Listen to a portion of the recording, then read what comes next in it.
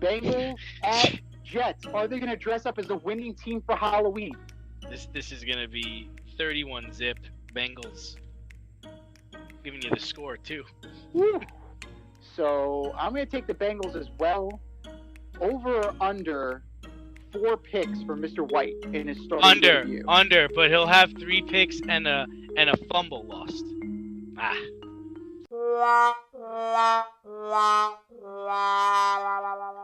Well, it's a big show. Welcome to the Fade Route It's a big bad show tonight. with DNZ. Yeah, it's a big show. Here are your hosts, Crack it up, tell them lies. DNZ.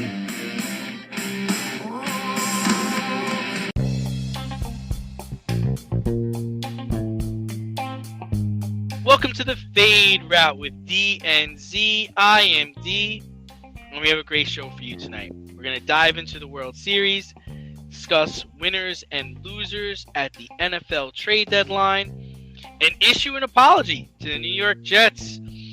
But we begin today's show discussing the importance of mental health in America and in professional sports. Wide receiver Calvin Ridley stepped away from football Sunday, citing a need to focus on mental health. Ridley was inactive Sunday and did not travel with the Falcons a few weeks ago when they played the Jets in London. Willie Gay, second-year linebacker for the Kansas City Chiefs, came out and acknowledged he was battling some mental demons as well. He spoke about being human and being more than a football player. Z, we ask a lot of our athletes, is this another reckoning for the NFL? Well, I think so. From the standpoint that we are finally going to start breaking down some of these barriers and some of these tropes that kind of plague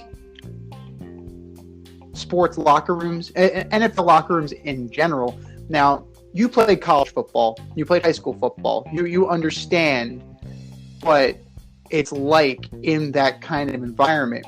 But for most people, they can't they can only kind of think about the pressure to perform, the over machoization of things where you can't show your emotions, you have to be tough, you have to grit through the pain, you have to play injured, and anything other is a sign of weakness. Anything other is a sign of less than hyper masculinity.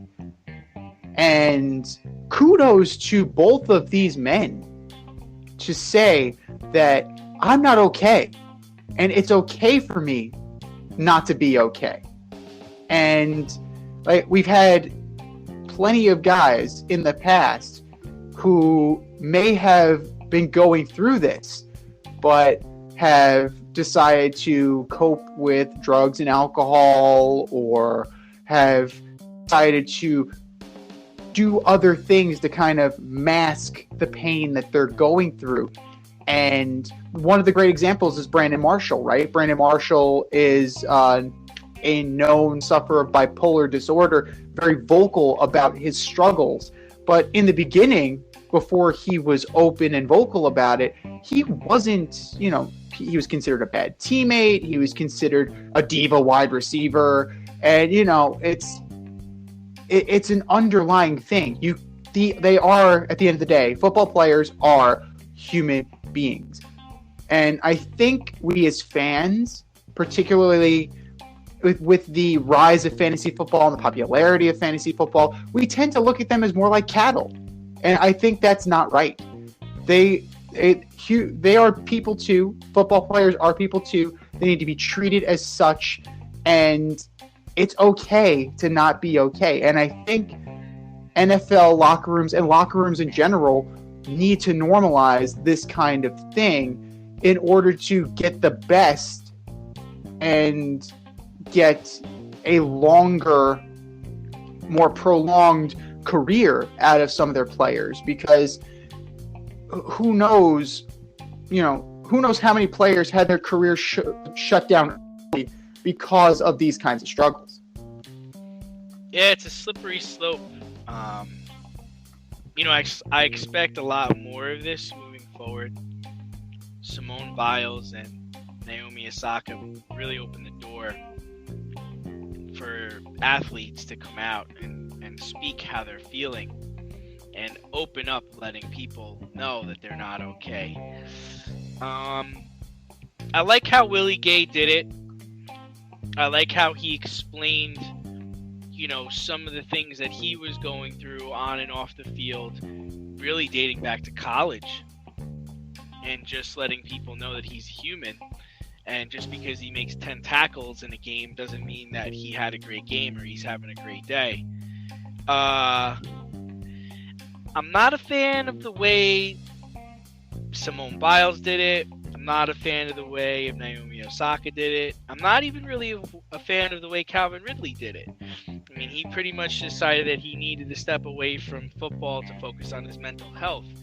He didn't really deeply dive into what's going on. And he doesn't have to. I mean, it's a health thing. It's personal. It could be that way. But then what happens is you have a person like Ben Simmons who now comes and says, I'm not mentally ready to play. I'm not mentally prepared to take the court. Now, what do we got to do now? We have to respect him, right? Because that's what he's saying. And is it true? Is it not true?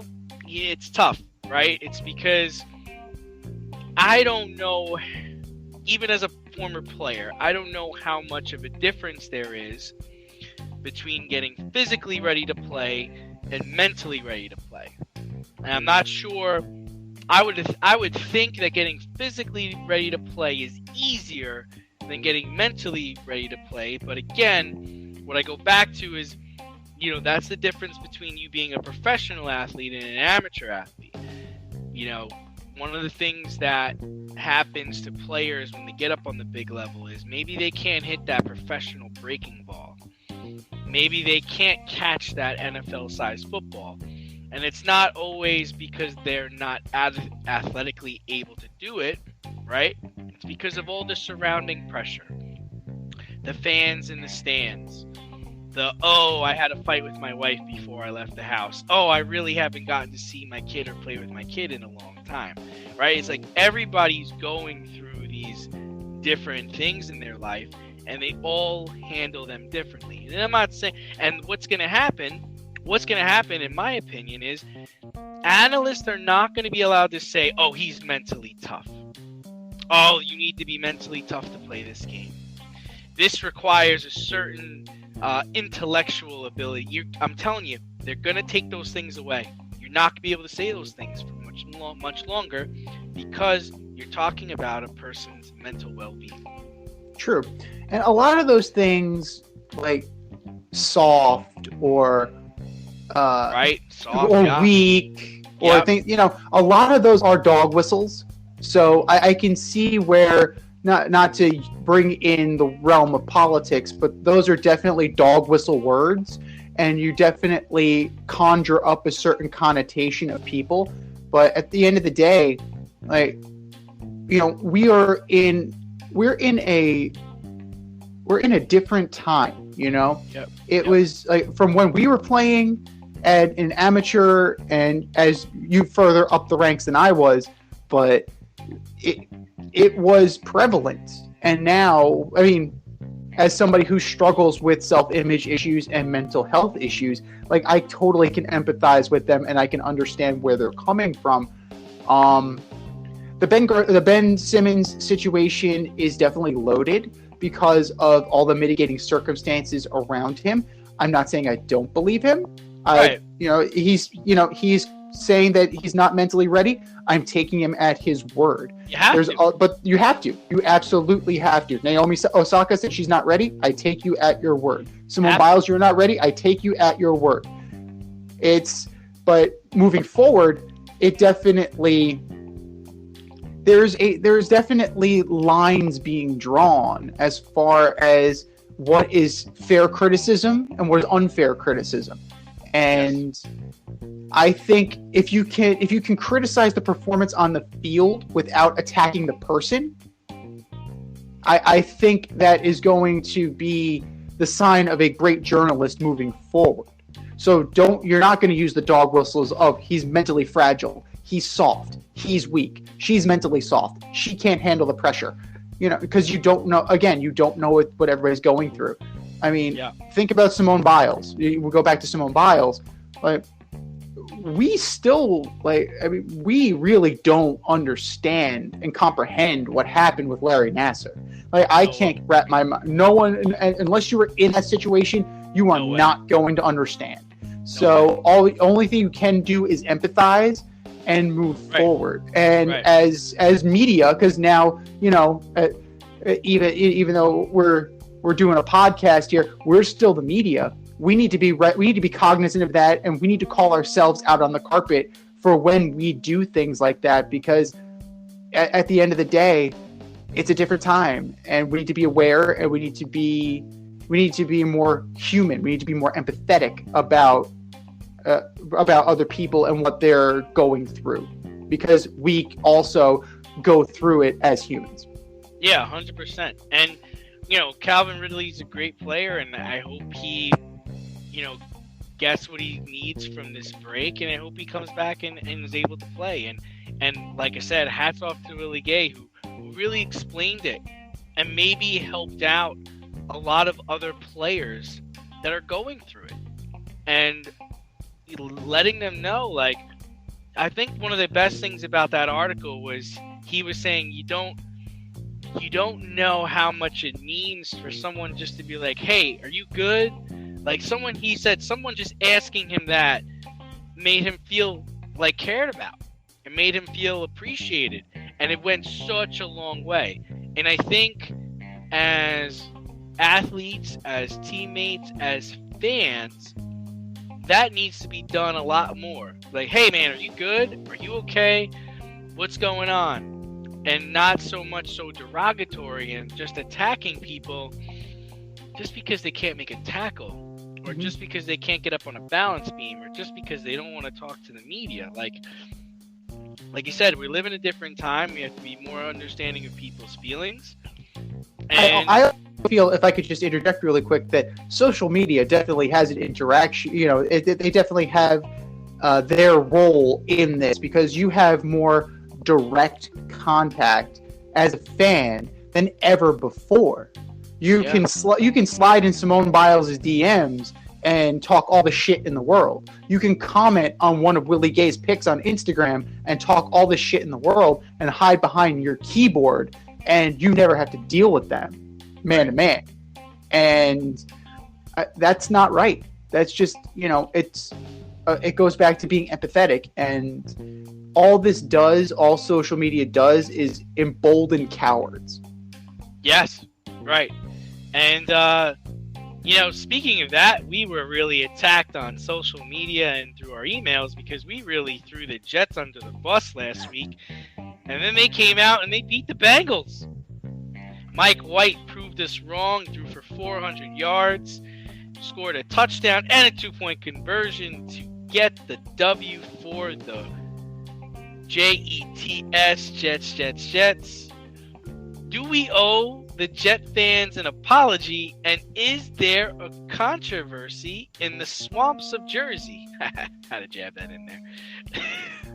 First and foremost, on that 2-point conversion play, they ran the Philly special. So we're going to call that the South Jersey special? We're going to call that the Camden special?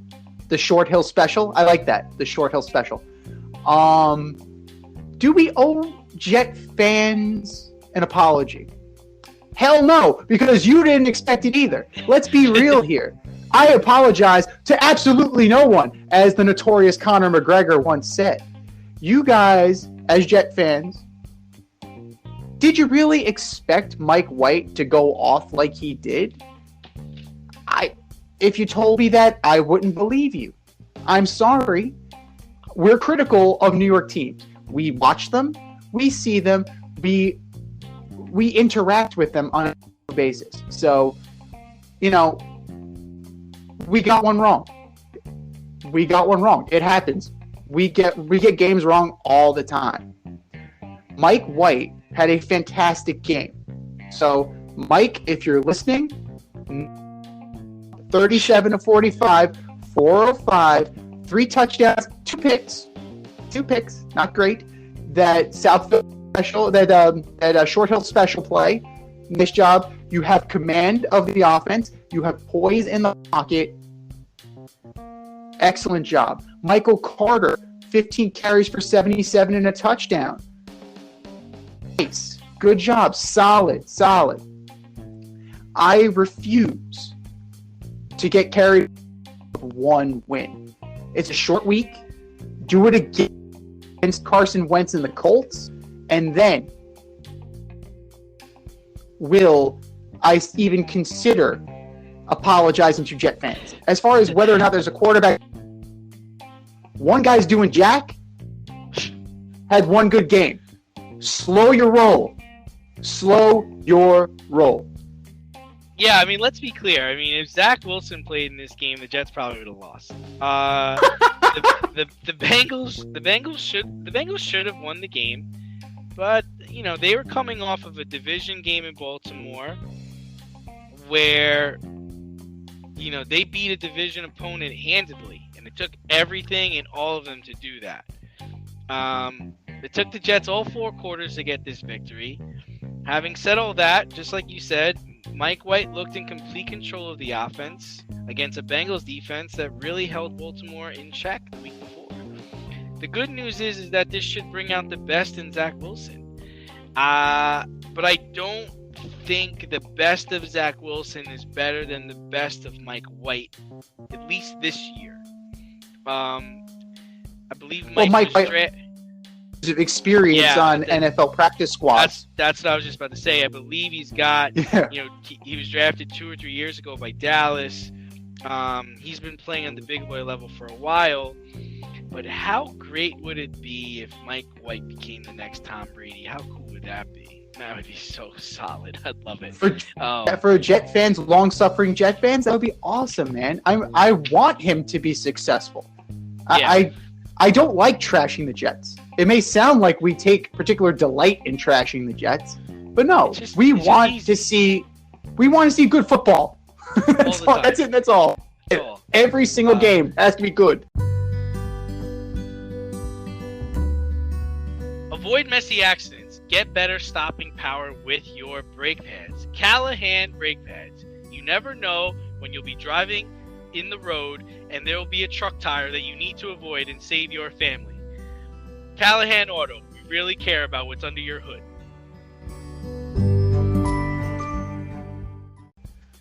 Right. And we were looking for some really good football this weekend when the Bucs took on the Saints, and we actually had a really good game, but Jameis Winston goes down. There's a terrible play. Vontae David, linebacker of the Bucs, grabbed him by horse collar, tore his ACL, done for the year. Having said all that, who should the Saints get on the phone and call? Because they have a chance to be a Super Bowl contender this year.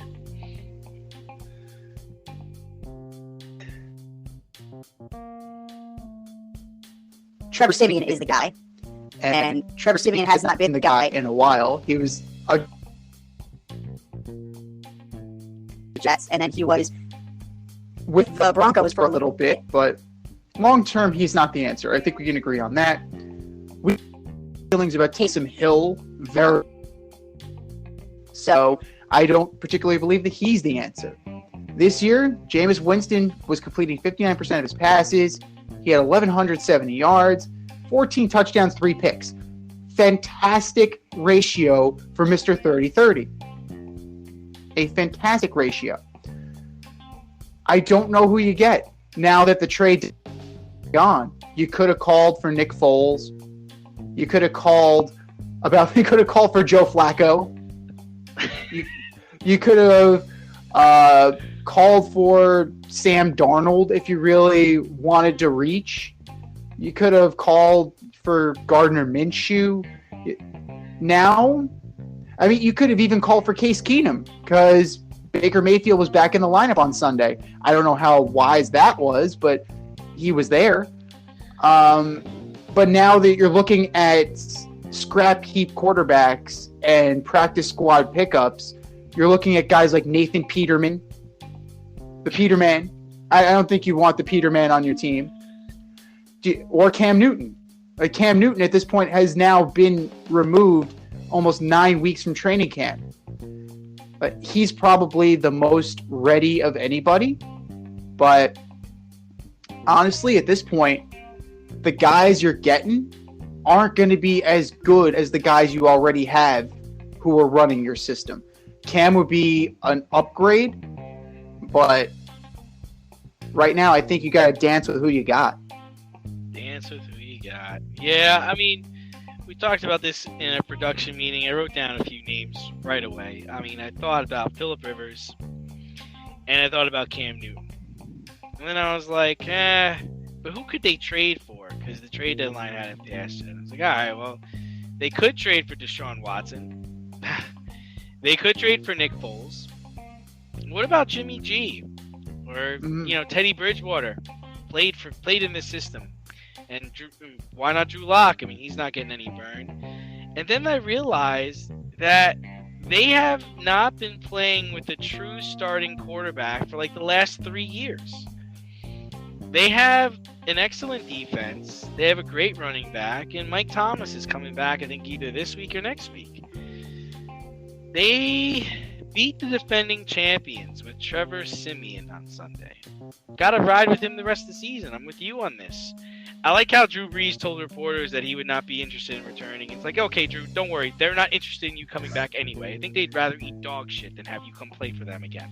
At this point, Drew's arm is comparable to Chad Pennington's. Jeez, just like relax, Drew Brees. They're not interested. Don't worry about it, man. So yeah, I mean that's where I'm leaning. I think you just gotta strap it up with what you got, get creative, and hope for the best. You mentioned Flacco. Flacco got a big arm, and he would do well. But it looks like Joe's just trying to collect a paycheck at this point. It kind of reminds me of like when Michael Vick was in playing for the Jets. Like he didn't care about the playbook. He's like, guys, I just got out of prison. I need to just collect. I just need the money. I just need money. Like, you want me to play? Sure, but I just need money right now. No, totally. And you can't do much worse on average than what they've been producing. They're 31st in the league in passing yards average. You're looking at 180.9. So, Jameis Winston has a big arm. Joe Flacco would be a big improvement. They could have picked anybody off of the Pittsburgh, anybody off the Steelers if they wanted to. They could have picked off anybody. But at this point, this is week 9. We're halfway through the season. Yeah. You can't afford, like Phillip Rivers, he said he wouldn't say no. The problem is this. You now have to shake off not preparing all offseason, not preparing all training camp, and then 9 weeks. That's like severe injury time off. And is Phillip Rivers at his age and at this stage in the season going to be better than the guys that you currently have? And the answer is overwhelmingly no. It's the one good thing I like. The Saints brought back Mark Ingram. The load is not all on Alvin Kamara right now. And if Michael Thomas can find the fucking end zone, that would be even better for them. But I say ride with Trevor Siemian. Have Taysom Hill be the trick quarterback. Have him be the gadget guy. Got to bring him back to doing the gadget stuff, 100%. And then just roll with it. Because you're 5-2. You're 5-2. You're in the playoffs right now. You're in the hunt. Yeah, it's gonna be tough sledding, and I guess not tough sledding, right? They gotta play the Bucks one more time. They still gotta play Carolina, and they still gotta play Atlanta. So they can really, if they split those games, they'd be fine. It's just that, yeah, it's a tough draw, and this is kind of why the NFL back in the day created NFL Europe, was because they wanted a league where they could develop quarterbacks, develop throwers. And that's where Kurt Warner came from. Casey Bramlett came out of there. JT O'Sullivan came out of there. You had some guys come out of that league and become professional quarterbacks. And now it's like you look around, there's not much. And the other thing is not a lot of teams are going to give up their backup quarterback. Like, Buffalo's not giving up Mitchell Trubisky. Nope. Kansas City ain't giving up Chad Henne. Nope. Like, just these things are just not going to happen. You can't get good quarterbacks anymore. The Bucs will happily give you Blaine Gabbert. Yeah. Yeah. He's okay. You can take him. You can have Blake Bortles. Same thing. The Bears are not inclined to give up Nick Foles, even though Andy Dalton would work there. Really, he would. He's a thrower, but they're just not gonna hand him over. And this happens. Unfortunately, this happens too often. Looking to break into broadcast media, web development, social media marketing, or filmmaking? Then CSB is the program for you.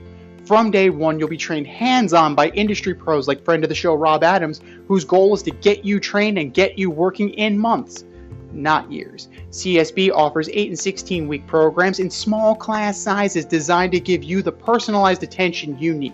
If you can make it in person, there are 5 East Coast locations. If you can't, they offer virtual classes too. How great is that? And once you graduate, you become part of the alumni network that gets you to the front of the line. Trust me, I'm an alum myself. Go to gocsb.com today, request more info, set up a studio tour, and who knows, you may very well be on your way to a career in broadcast media. That's gocsb.com, and tell them Z sent you. gocsb.com.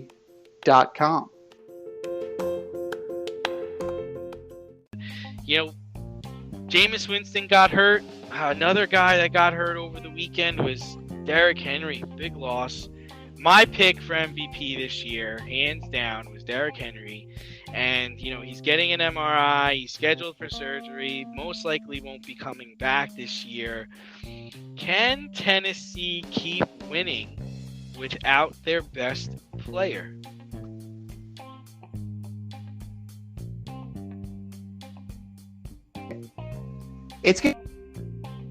It definitely is, because you're looking at 937 yards. Touchdowns. 10 touchdowns. He's had more yards than some teams have had yards.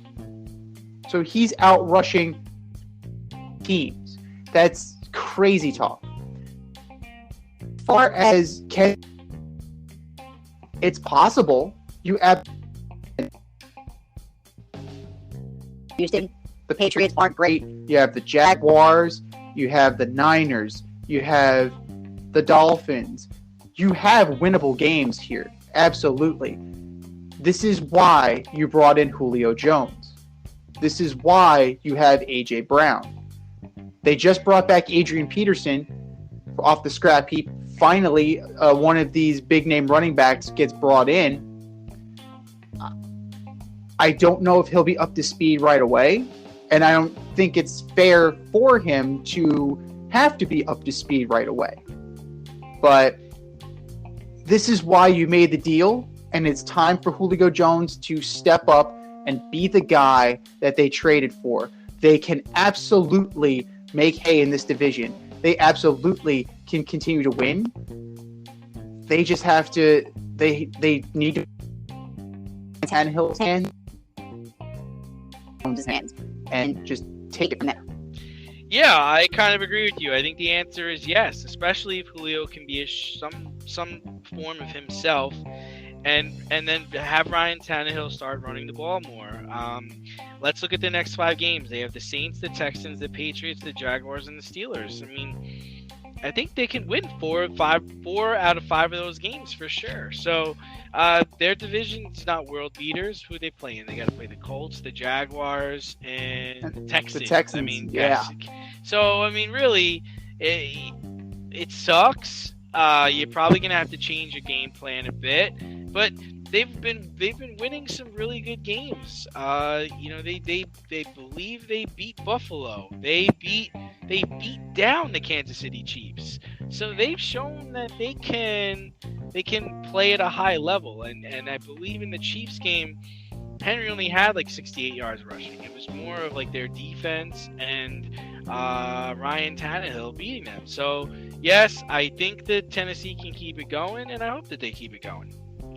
Absolutely, because this is a ready-made team. This is win now for the Tennessee Titans, and that Julio Jones trade is going all in. Like that Bud Dupree signing is going all in. Vrabel thinks they can contend. The GM thinks they can contend. It's time. It's shit or get off the pot time. Yeah, and I don't think their window's closing, but it's been open for like 2 years now, right? And at some point, you're gonna have to pay more of these guys. So I'd say they probably got like another 2 years for them, to make some noise. And it doesn't look like the Chiefs are the team that they were a couple of years ago. It looks like the Buffalo and Baltimore might be their stiffest competition, but they've proven they can beat them. Or at least they've proven that they can beat Buffalo. Are you in need of air care maintenance or service? I have the company for you. Air Care Technicians. They service the Westchester and Northern Bronx area and can help you with all your heating and cooling, maintenance, and service needs. Just give them a call at 914-315-1547. Again, that's 914-315-1547. Or shoot them an email at aircaretechnicians@gmail.com. These guys are the real deal, as they are veteran-owned, licensed, and insured. Make sure to tell them that D&Z sent you. But, one of the things you mentioned is that the Titans are all in on this season. Well, in case you didn't wonder, the Rams are all in on this season as well. They found some draft picks to trade, surprisingly, and they went and picked up Von Miller. And then the Chiefs, they figured, hey, we need some more defensive help because we can't stop anything. They went and got Melvin Ingram from Pittsburgh. So Melvin went from the Chargers to Pittsburgh to now the Chiefs. And then Watson didn't go anywhere, which everybody was hoping he would. So trade deadline's coming and gone. Who are your winners and losers? So I don't know where Stan Kroenke found these draft picks in the couch cushions to give to Les Snead, but good for him. Good job. Alleged draft picks. Alleged draft pick. It's like the bench warmers where the kid has the birth certificate that says I am 12. Like that's it. This is 2022 second round pick. Pick is spelt wrong. Like the whole thing. Do you even have a second round pick? You're sending me two of those. NFL's like, wait a minute. Look this up. You gotta carry the one. Oh. This is 2022, right? Not 2042. Oh, Les Snead. We kid because we love, and I have no idea how you're still employed, but it's a good move. Von Miller, he doesn't have to be the guy in that defense. You already have Aaron Donald. He's a second level player. He could be a beast, and that team is already loaded. And it's further pushing their chips into the table. I don't know if Melvin Ingram necessarily moves the needle for the Chiefs. Like their defense is terrible. I don't know if adding just one guy makes them any better. The clear winner is the Rams. I'm kind of meh on the Chiefs. For me, it's about the guys who didn't go anywhere. So a big loser, the Giants. Get rid of Evan Ingram. That was your one goal. That was your one freaking thing. They could have got rid of Sterling Shepard too, but then, Sterling Shepard goes down with a knee last night. Yeah. What are you going to do? Odell Beckham, another guy who could have been moved. And apparently his dad was kind of trying to orchestrate something with the REM video of all the times that Baker underthrew, overthrew, or just didn't see Odell Beckham open. So that's pretty bad. Deshaun Jackson, like he ended up being collateral damage here. So I think he's going to catch on somewhere, but I don't think he's going to be in as good of a situation as what he's leaving with the Rams. And the Rams get hurt all the time. Cooper Kupp, he's always kind of dinged up. He would have gotten his play. He just needed to be a little patient. Deshaun Watson, you know how I feel about Deshaun Watson. He should be on the inactive list, so they shouldn't even have bothered. But Tua, I really think the Miami Dolphins are a big loser because they didn't move Tua either. How do you poison the well so badly with this guy, and then you get nothing for it? You get nothing for the situation. You have the guy, you now have to repair the relationship with said guy, but you still want to get the guy who should be on the inactive list. It makes no sense to me. Yeah, I'm gonna kind of disagree with you with the Von Miller thing in respect to I don't know. I like how I think he's top 10 in quarterback pressures, which is awesome. I believe he's an 8-time Pro Bowler, Super Bowl champion, and I think he leads all active players in sacks since like 2012. But I think they gave up too much for him. I don't think they needed to give a second and a third round pick for him. The trade leaves the Rams without any first 4-round selections until 2024, and only 4 draft picks in the next draft, just in case you're wondering. And the earliest pick that they have is the 3rd round now. Wow. So who's coming up? I mean, who's coming up on contract for them that they can possibly trade? You probably think Ramsey, or I would say, like, who's going to get them any value if they have to start tearing this down? I don't think Ramsey. This is his 2nd year. I think he has 2 more. I don't really know, but I mean, I get why you like it. I didn't like what they gave up for it. And again, They're getting the Denver Broncos to eat most of the salary, which is great. But you really, really got to win this year. Like, you really have to win this year. And this all comes down to Matthew Stafford, who hasn't won a playoff game. He's 0-3, and now it's just, let's put up or shut up, Matt. I mean, everyone's kind of saying, like, you're not the same old Matt Stafford from Detroit. There's not going to be any excuses after you get into the playoffs this time. You're most likely going to have to beat the Cardinals. You're going to have to beat the Packers. Like, you're going to have to beat some serious NFC teams. You have to beat the Cowboys. The Cowboys look serious. And beat the Cowboys. So, I'm not so sold on old Matt Stafford. I always think he's a great quarterback, and I think he's got a good arm, but I mean, I still think back to all the years he had Megatron. It's just like, it wasn't just because of him, but we'll see what happens there. I thought the Texans were losers. I agree with you. The Giants were losers. You should have been able to move Ingram. I give anybody take a ham sandwich for the guy, for crying out loud. Rudolph's catching the touchdowns. The Jets got the 6 for Joe Flacco. You could have gotten a 6 for Evan Ingram. Yeah.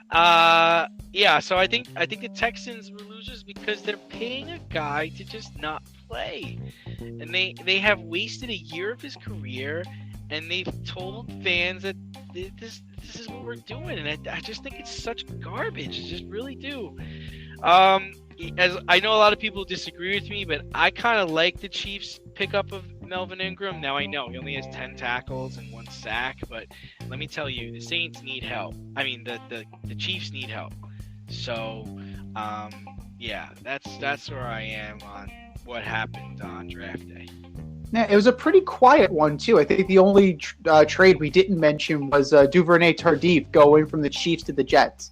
But he can't even play. But he played one. I think he just became active, right? He just started playing. I think so, but he was medically. I mean, he has a bigger picture thing going on in Canada. So, like Dr. Tardif, like I wouldn't, I wouldn't put my eggs in that basket. You're doing yeoman's work battling on the front lines. Like this is a wash. This feels like we have to offset some salary because Melvin Ingram's coming in, and we gotta bite the bullet on this one. Yeah, and I would have thought the Cardinals would have done something because, they lost J.J. Watt. I would have thought Pittsburgh would have done something, but they beat Cleveland, so they're in a good position. Trade deadline in the NFL is not trade line in the NBA. It's not like the trade deadline in the NBA or Major League Baseball. Major League Baseball is wild.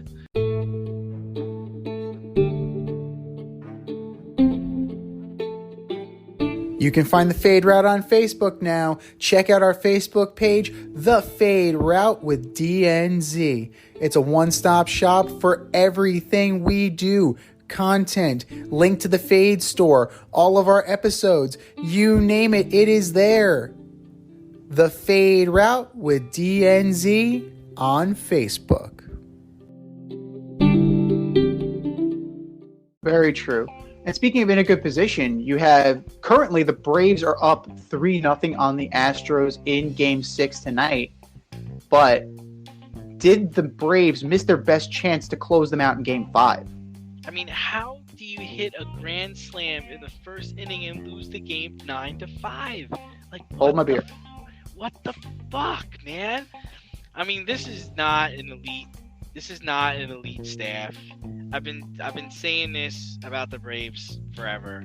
They're 3-8 in World Series clinching games. Oh, that's fantastic stat. It's just awful. The last game they looked like the Braves in the first part of the season.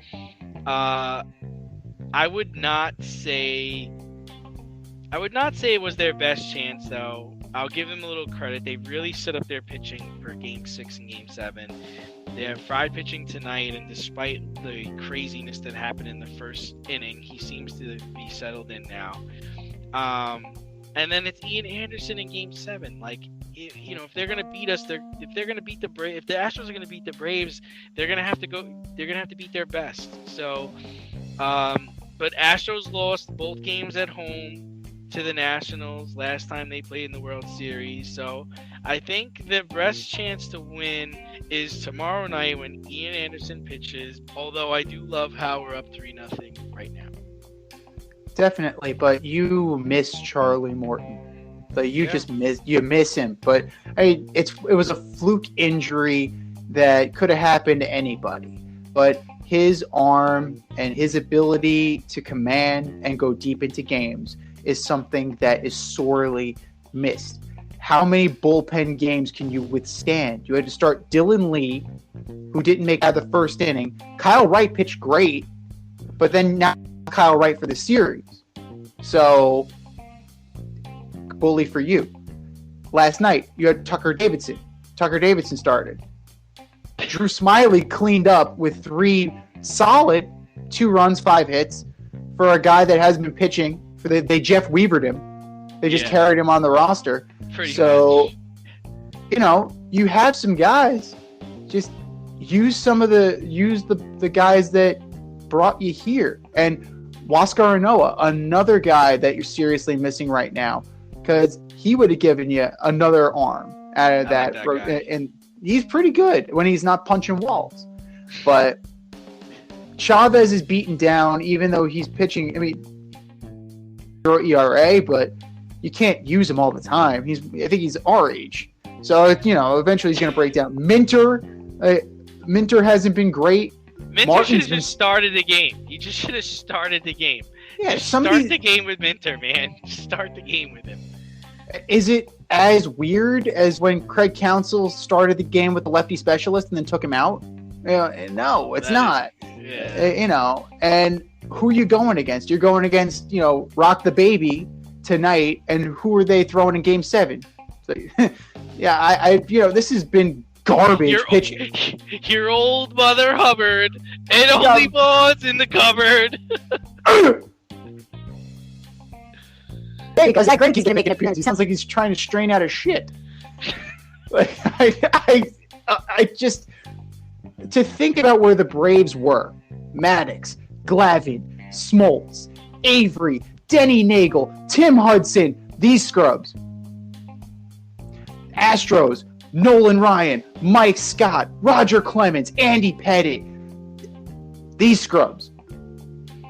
It's galling to me as somebody who's a fan of baseball and who I consider myself a steward of the game of baseball to see what has become of this game. It is pathetic. It is horrible, and something needs to be done. Something needs to be done because this is absolute trash.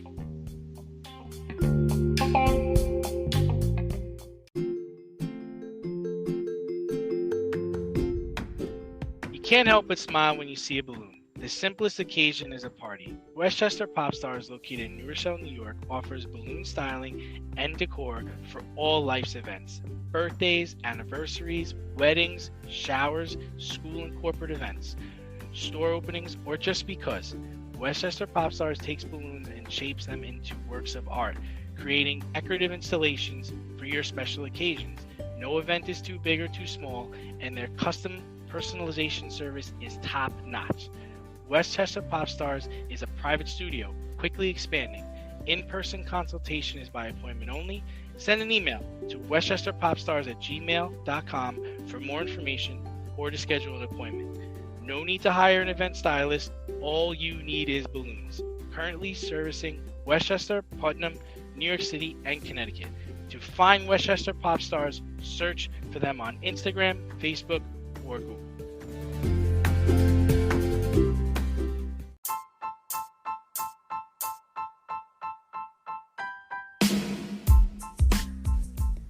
It's time for the mail route on the Fade Route. If you want to get featured, hit us up, faderoutemail@gmail.com, or slide in those DMs at Fade Route Podcast on IG, or drop us a line on our Twitter page at Fade Route DNZ.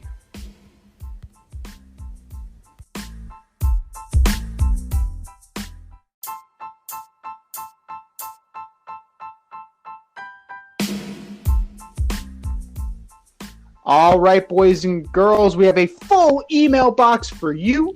And if you want your email read, hit us up at faderoutemail@gmail.com or slide in our DMs at Fade Route Podcast on IG. You can message us on Facebook as well. You can even drop us a line on Twitter at Fade Route DNZ. First question comes from John in Gainesville, Florida. New to the show. What's going on, guys? The Bucs lost on Sunday because of Tom Brady. How many more losses will the Bucs suffer this year? Well,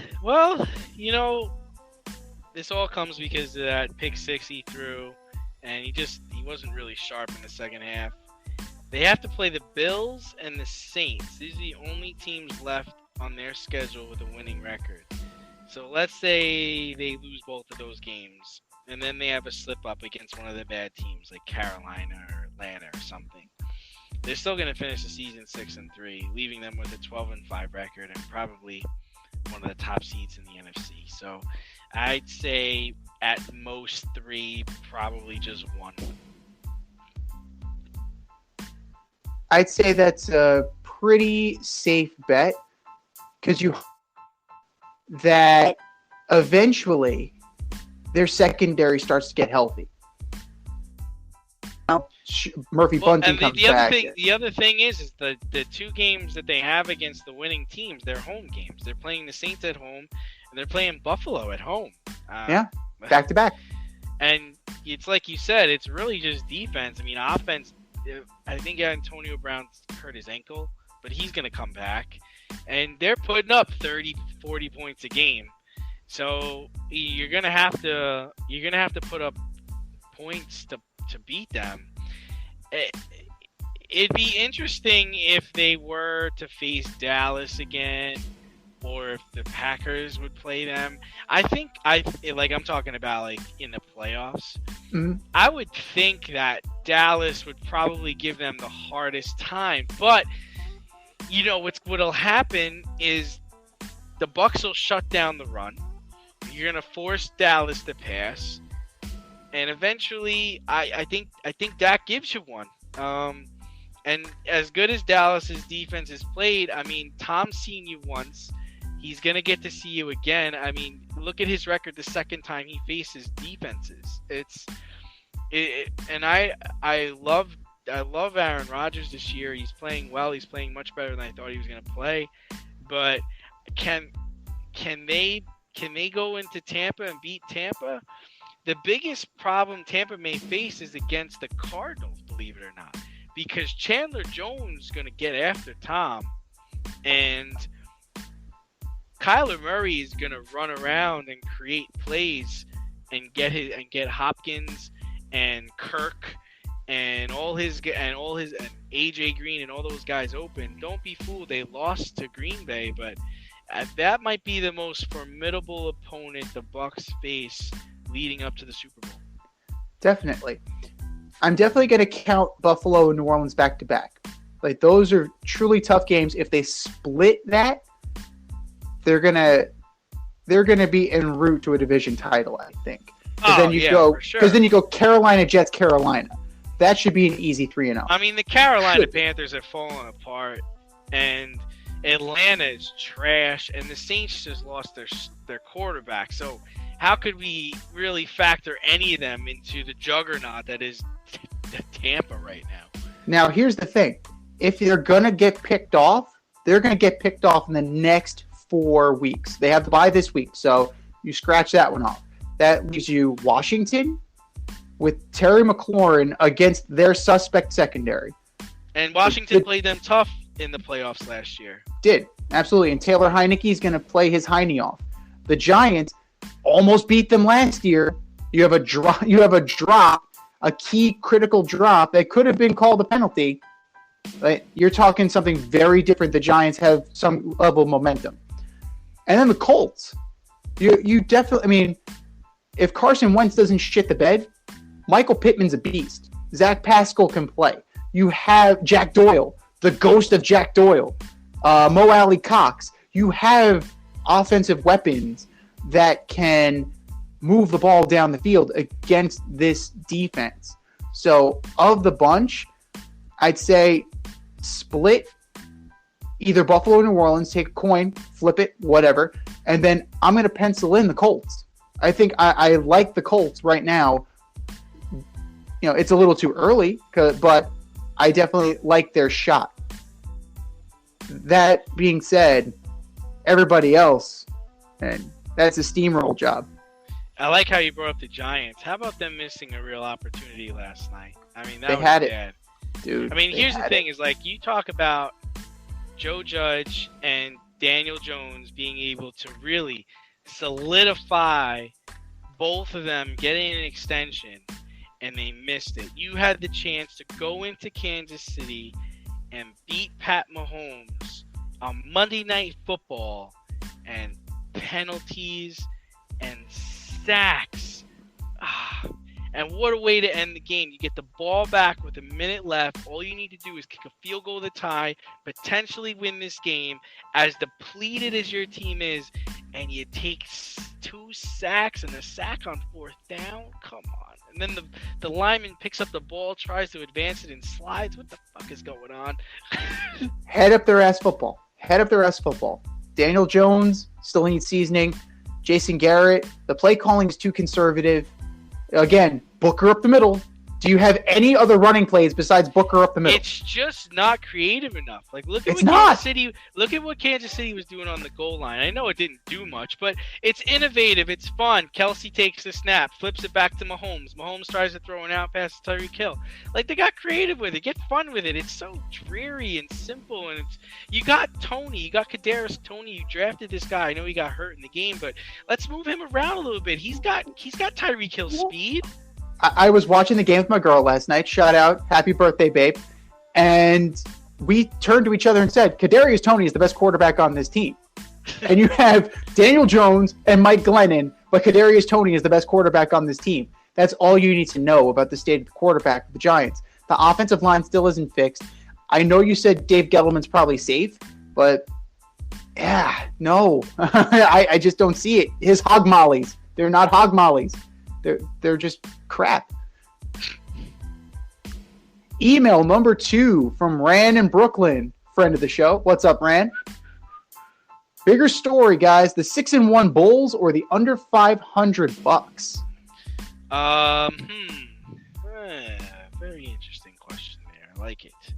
I would say that basketball is a long season. So I think you really have to go with the Chicago Bulls. The acquisitions of DeRozan and Ball seem to be going well with Zach LaVine, even though he's hurt now. The Milwaukee Bucks, they're still the champs. They'll figure it out.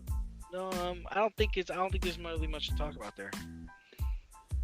Yeah, right now, I mean, it's to be expected that there would be some semblance of a Super Bowl Super Bowl. Yeah, right. Larry O'Brien hangover for the Bucks. Giannis is still Giannis. You know, he's leading the team in most offensive categories, including nose hair.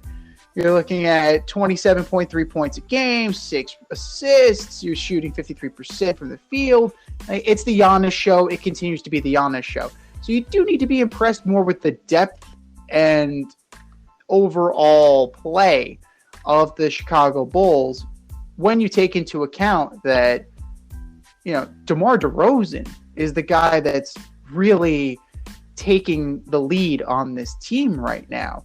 Now, granted, they lost, I believe it was Williams, I think, who just fractured his wrist. But, yeah, that's going to be a key loss for them. But you're looking at the acquisitions to complement Zach LaVine, and Lauri Markkanen finally jettisoning Lauri Markkanen. I do like their chances. It's a long season. Eventually, the cream rises to the top, and the cream is the Bucks. The Bulls are a young team. They're a good team. They're a playoff team, but we saw this last year with the Knicks. Don't buy into the fool's gold. I'm more impressed with the second year than the first year, as far as the Knicks are concerned. I'll be more impressed with the Bulls next year, because this is the baby Bulls all over again. Email number 3 comes from Stu in La Jolla, another new emailer. Hey guys, the Padres hired Bob Melvin after the A's extended him. Is he the answer in San Diego? Geez. I mean, first of all, hats off to Billy Beane for letting Bob walk and not getting any compensation in return. He leaves the Oakland A's as the most winning manager in Oakland A's history with 853 wins over 10 years, surpassing Tony La Russa in June. You know what? I really liked Ozzie Guillen for the San Diego Padres job. I know you're probably going to laugh about that, but I just think about what he did with the White Sox and how he's just like a no-nonsense guy, and that's kind of what I think they need. They need someone who's, you know, had some good skin in the game, who's won a championship, to be like, yo, guys, this is how it's done, and enough with the nonsense. But you know, I'm cool. I'm cool with Bob getting the job. I mean, if he could win in Oakland with their payroll and their Moneyball system, he should be able to win in San Diego. Well, the one thing that Bob Melvin certainly has is experience. I mean, he's managed consistently, with the exception of 1 year, a scout for the Mets. From 2003 straight through to 2021.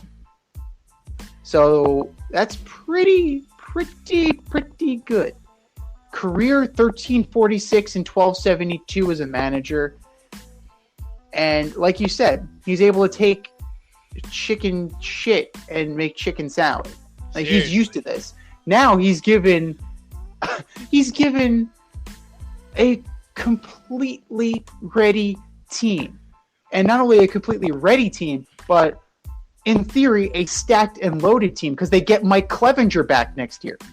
So you slot him in at the top, you move Snell down to number 2. Now all of a sudden, Darvish is your 3.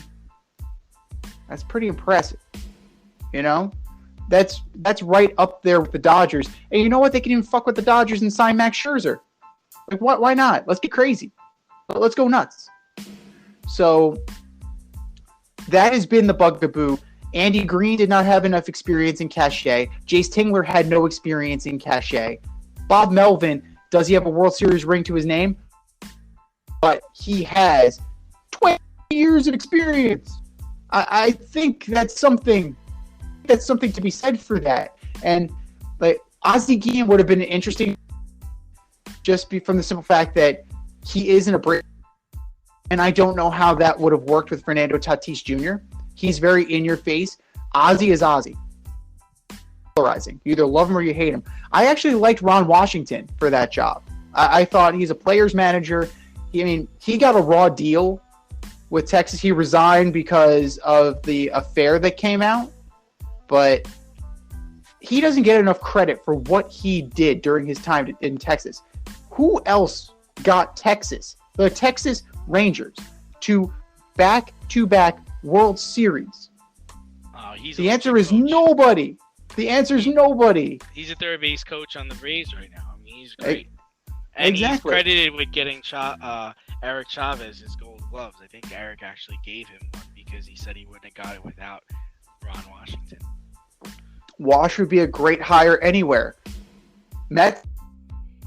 But no, you have so many issues. Even Zach Scott got fired today. Nobody wants to give you permission to interview their front office.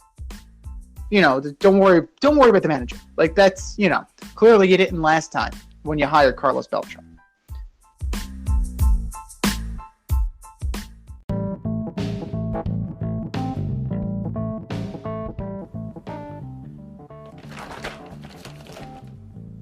If you've ever listened to a podcast and thought to yourself, hey, I can do this, then do I have the tools for you? If you haven't heard about Anchor, it's the easiest way to make a podcast. Let me explain. It's free. There are creation tools that allow you to record and edit your podcast right from your phone or computer. No specialty training, no specialty programs needed. Anchor will then distribute your podcast for you so it can be heard on Spotify, Apple Podcast, and many more. Plus, you can make money from your podcast with no minimum listenership. How cool is that? It's everything you need to make a podcast in one place. Go to anchor.fm and get started today. That's anchor.fm. What are you waiting for? Download the app.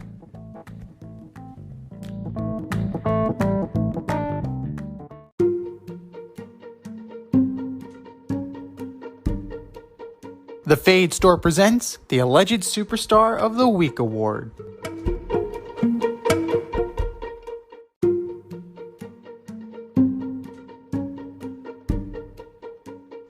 Are you ready, boys and girls? It is time for the Alleged Superstar of the...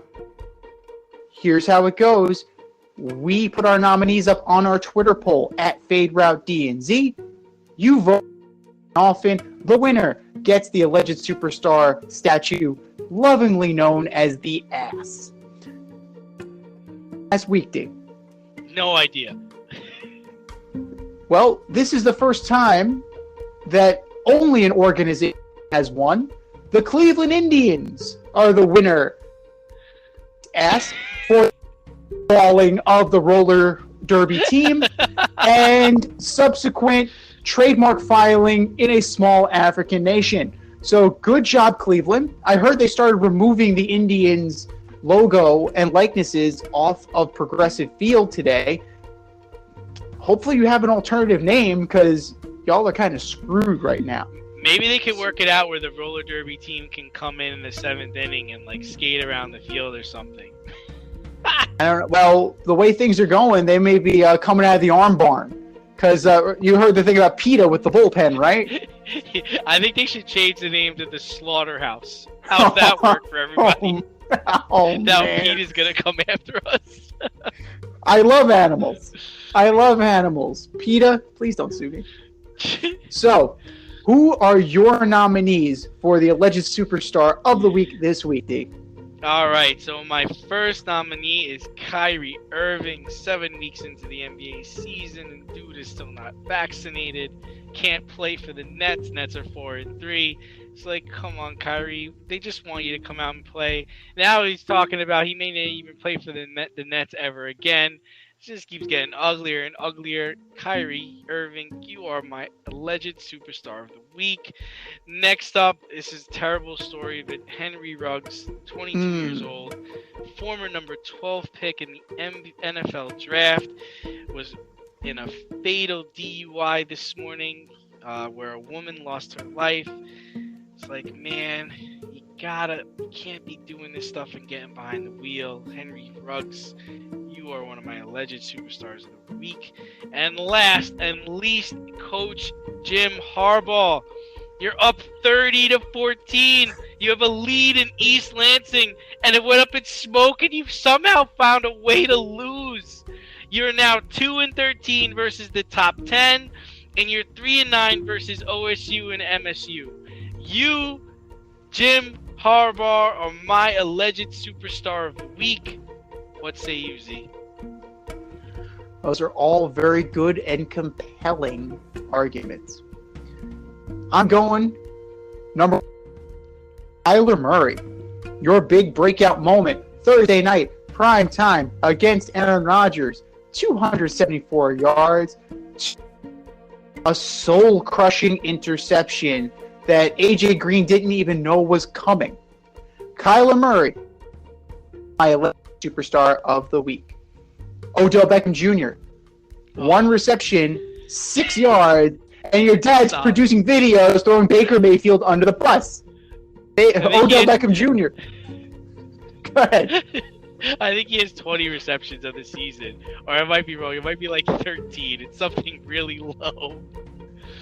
Can we officially say that both teams lost that trade? I think we can finally say that both teams lost that trade. But Odell Beckham Jr., you are my alleged superstar of the week. And then last but not least, I wanted to go with Jarvis Landry. I nixed him. I wanted to go Tom Brady. But Steve Cohen, you got all this fucking money. A president of baseball operations. Stop letting Sam Alderson run this show. Steve Cohen, you are my alleged superstar of the week.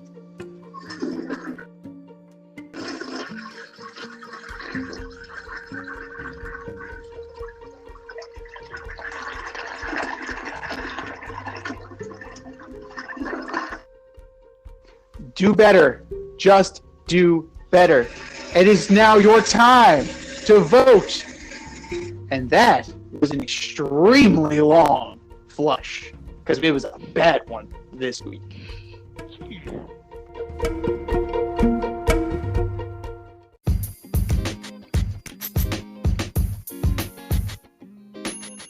Your favorite podcast has its own merch line now. Go to teespring.com, type The Fade Store into the search bar, and have access to our sweatshirts, t-shirts, long sleeve shirts, tank tops, and much more on the way. That's teespring.com. Type in The Fade Store at the search bar and show your boys some love. Rep the Fade Route brand only at the Fade Store, only on teespring.com.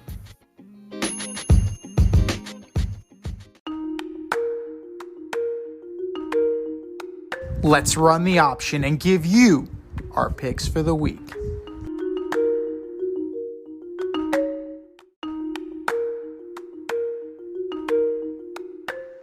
All right. It is time for the option for week 9. How'd you do last week, brother? Awful. I only got 5 games last week. Awful. Absolutely awful. Dog shit. Last week was a rough week for both of us. I went 6-9, and well, what can you say? Like a lot of upsets, right? We both had the Bengals. I know I had the Giants over the Chiefs. Like that was kind of silly on my part, but you know what? Sometimes you need to take that leap of faith. But we're jumping back at it. We're not gonna let it deter us. Teams on a bye this week. Lions. We bet. The Seahawks. They'll find the a way to Bucks. lose. Well, Russell Wilson. No more pin. Time to win. Way to steamroll over Geno, Russ. The Bucks and the Washington football team. But we begin the Thursday night game. And how appropriate. Mike White leads the New York Jets, the 2-5 New York Jets, into Indianapolis to take on Carson Wentz and the Colts. Who you got? Okay. It's a tough one. I am going with the Colts. I just they played a solid game last week, and I think they keep it going. This is a tough one. It really is. It's the two bags of shit theory. Which one stinks less? Both are pretty bad, but I do like the connection of Wentz to Pittman. I think there's something there. And Jonathan Taylor still exists. So I'm going to go with the Colts, but it's not going to be a rout. It's definitely going to be a close game. Short week. I don't expect anything revolutionary. Sunday afternoon, 1 p.m. The 3-4 Falcons take on the Trevor Siemian Saints. Oh, what a great game that's going to be. I'm actually going to take the Falcons. They played the Panthers pretty tough. I think they get a win against the Saints. This is another tough one in light of the injuries and the Ryan to Pitts is real and it's spectacular. I'm going to go with the Saints. I think Ingram and Kamara take over. Don't think the Falcons can stop them. Broncos at the 6-1 Cowboys. No Cooper Rush this week. Adjust accordingly. I believe Dak Prescott is going to be back under center. No Von Miller either, so I'm taking the boys. They back there. Zeke and Tony Pollard. You got this one. Cowboys win. And pretty comfortably, too. Battle of the 500s and a rematch of a Super Bowl. Pats at Panthers. I'm going to take the Panthers. They can get the upset. Well, who's starting a quarterback? Do we know? Is Sam going to be in? I know he's a concussion protocol. Is it going to be him or PJ Walker, you think? Oh, geez. I was banking on Sam playing. Yeah, I'm banking on Sam playing. He's really going to see ghosts if he's had it coming out of concussion protocol. Oh, jeez. Well, I'm going to take the Pats. Big win by the Pats last week, by the way, going San Diego and beating San Diego and Justin Herbert. Well done. Man, well, that's an alleged superstar team. We could have put a whole team in there too. But I'm taking the Pats. I think, Mac Jones is going to have a good day, and the Panthers are not trending in the right direction. The 3-4 Vikings at the Ravens. I'm going to take the Ravens. Bye week helps them. I'm going to go with the Ravens as well. I think they can stifle Dalvin Cook enough. And Lamar's going to have a day. Browns at Bengals. I'm going to go with the Bengals. I was tempted to take the Browns here, but Baker's hurt. And I think the Bengals are going to be upset. And this is a division game, right? They're going to win their division game. So I'm going with the Bengals here. The Browns are still, in terms of their running game. Now you have a disgruntled Odell Beckham Jr. Is there any other kind of Odell Beckham Jr.? Bengals should take this one pretty handily. And Joe Mixon is going to be the guy that does it. Bills at Jaguars. Billies. I'm taking the Bills. I got caught up in Jaguar fever last week. I will not do it again. Jacksonville is not Miami. No offense to the city of Jacksonville. Buffalo wins. The battle of the 1-7s. You have at the Dolphins. Oh, I'm going to go with the Dolphins. I can miss this game on my schedule. Here we go. How about that one? I'm going to go with the Texans. Davis Mills is pretty decent. They still have all their veterans for the most part. Why not? But neither team's going anywhere, and Brian Flores is dead man walking. He's probably going to get fired at some point. 5-2 Raiders go into the Meadowlands to take on the Giants. I gotta believe that the Raiders are gonna win. Somehow, Derrick Carr is putting together quite the season. I believe he leads the league in passing. I think last game he was like 31 of 34, only threw 3 incomplete passes. That's incredible. I'm gonna go with the Raiders. Nassib and Crosby are going to live in the backfield. So it's going to be a long day for Mr. Jones. We're probably going to see Mike Glennon at some point. I'm going to go with the Raiders, even though the Giants played the Chiefs close. 2 vanilla. The team is 2 vanilla and 2 undisciplined. We are into the 4 o'clock slate. The 4-3 Chargers at the Eagles. Chargers. They rebound. They got to come across country. I'm going to take the Eagles. I don't want to. I would love the Chargers to be good, but they're scaring me a little bit. And I think the Eagles, they can pack a punch. So I'm going to go with them. What should have been a good game, but is not because the Chiefs aren't living up to their end of the bargain. 7-1 Packers go into Arrowhead against the Chiefs. Packers. Pretty easily. Packers are taking this one. Division battle. 7-1 Cardinals at the Niners. Cardinals. Cardinals pretty easy as well. Your Sunday night special. Titans at Rams. The Rams. Excited. They're my fantasy defense. Should be fun.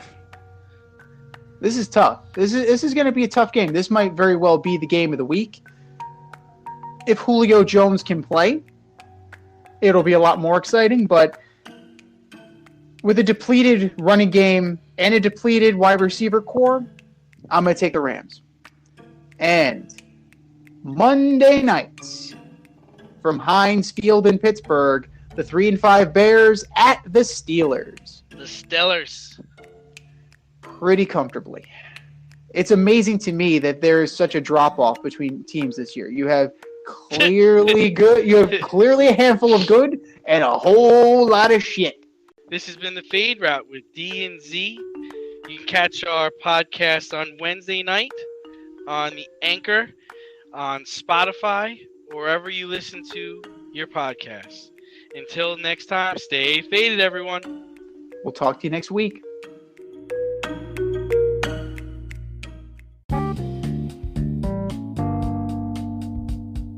If you want to get in on the action, we want to hear from you. Hit us up at Fade Route Podcast on IG, faderoutemail@gmail.com, or slide in our DMs at Twitter at FadeRouteDNZ. Questions, comments, picks, segment suggestions, you name it. We want to hear from you. Get at us, in crowd.